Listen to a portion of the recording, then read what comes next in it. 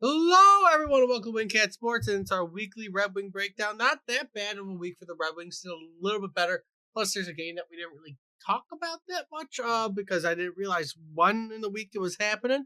But overall, you ended up getting a good amount of points this week. You had a very not deserving win over the Islanders, 1-0, only 10 shots the whole game. That was hilarious. But you ended That up was winning. one of the So worst a win games is a I've win. ever seen in my life. It was very boring. Very boring. Then you had a nice game at home against the Devils, winning 5-3. Some little controversy, maybe a little rivalry brewing there, Well, that's certainly going to Maybe. weigh on their mind when we play them next I time. said maybe a little rivalry. And I don't know brewing. why it was harmless, and Hughes is the one that initiated it. Yeah, He's but the I one mean, that ran into him. I'm saying throughout the whole game though, there were fights throughout There the were, game. yes, it was chippy. They were getting chippy throughout the whole game. And then the little Rasmussen knocking down Hughes, who was trying to check him at the end of the game on the empty net. That caused a little bit more controversy, even though it was more of Hughes' fault, right? People are mad because Rasmussen didn't fall down. I think he was just reacting to the moment. He saw he didn't even notice Hughes was there, and Hughes ran into him and just fell on the ground, and he stood over him, and he celebrated a goal. What generation you want to be? Well, it's the same generation. You could either say he did a Chuck Bednarik or he did a he's just Muhammad happy he Ali. scored. They won. He was happy. Like, right. It was like, just what a you wanted to do? reaction. We're emotional. You can't take all the emotion out of the game. It would be boring. But so I mean, I don't know why people are complaining about that. That was your controversy of the week, though. Yeah, right there. Whatever. If you want to, but and maybe a little add to rivalry. it. That's what it's going to make the next game even more fun because they're going to go at it. It'll be a little bit more of a rivalry. Probably have to call up the fighters. But moving on through the week, you end up losing to the Sabers 5-3. They kind of beat yourself a little bit in that game, but you're not going to win every single one. You do end up going about it. You play them again very soon. In fact, this week you play them. Right. It was a tight game, but they deserved that win. Buffalo actually was the better team. They have 39-25 in the shot department.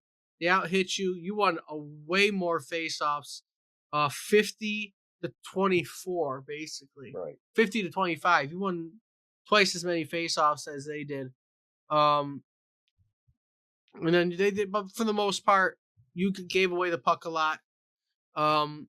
And that game was more or less just a Sabres game to win right there. And like I said, you're not going to win every game, but do better next time you play them at home, which you do this week. And then the game that just ended for us, the Oilers game that I didn't get to talk about, played real well against the Oilers. Even though they're somewhat struggling this year, you played well. You ended up losing 3-2 in overtime, so you get a much needed point out of it. And for the most part, it was right. I mean, it was fairly even. I mean, you won more faceoffs. Shots were about even, 33-27. You out hit them. It was just, got to overtime and you couldn't get a play in. Right. I mean, when you got guys like Draisaitl and you got guys like McDavid out there and you're playing, 3-on-3, 4-on-3, whatever it is, it's not going to work. They're gonna find each other, and you better get that puck first and not give it up, and hopefully get lucky because those guys can put it in the net pretty quickly. Kind of looking at the standings because we didn't really talk about it much before. You're not really out of it, surprisingly enough. We're in the first month. We can't be out of it. You can't be out of it, but you're keeping on track with everybody else because third place in the division is currently Buffalo at a 4-4-1 record, the same record that you're sitting at. Tampa is only a game better at 5-3-0. So if you would have won today, you would have been tied for second place. And then Florida's just one win better. Right. So the Bruins are having a hard start. The Toronto Maple Leafs are having a hard start. Everybody. I think the problem with what we've been used to is Boston starting 5-0, 6-0. Right. And we already feel like if you're not winning, you're not you're not keeping up with the division. Right. If you were in the West right now, you would be, because right now the hottest team in hockey is the Winnipeg Jets at 8-0.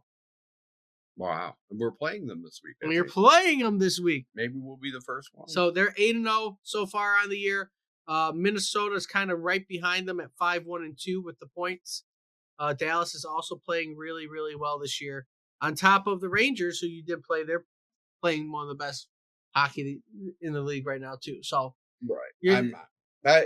Like I said, this is early, and we keep saying, we're still saying, hey, if they're 500 at the end of this month or close, which you it's kind of okay. what you did That's because you what we're got looking for, one more because we're game. starting out against some really tough teams. So you are going to play again the best team in hockey this week on Wednesday against the Winnipeg Jets at home. So you got that advantage.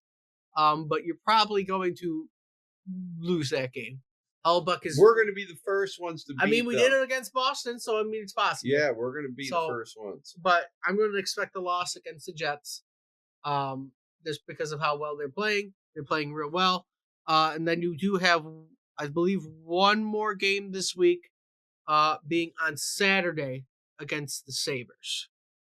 We're only playing the Jets and the Sabers this week? Yep. You don't have another game all until right, next 2 Wednesday. games. So if we can split that, we're doing pretty good. If you win your game at home against the Sabres, because you're not going on the road this week, you're playing 2 home games. I will be at both games. Like I think it's for both of them. Yes, right, I'll be at both games this week. But I think you will probably go 1-1 this week. With how it is, I think you'll get your little revenge on Buffalo and probably get a little smacked a little bit around by Winnipeg. I'm not worried. Like I said, some teams just start off hot, and eventually they'll cool off. It is Winnipeg. Come on, how can Winnipeg have a great team? Who the hell wants to play for Winnipeg? Come on. They got a great goaltender. Yeah, Connor but that's Hellebuyck. Like living in the middle of a freaking, I don't know. I mean, I could give you the stats compared to each team. Well, I mean, I could give you Winnipeg stats real quick if you want. What's going on in Winnipeg? If you want to know how great Winnipeg is. So Winnipeg is averaging 4.5 goals a game, 2 goals against, 32 shots and 30 shots against. I know, but I don't understand. How and 87% penalty kill compared to yours. You got 87% penalty kill compared to 64% for us.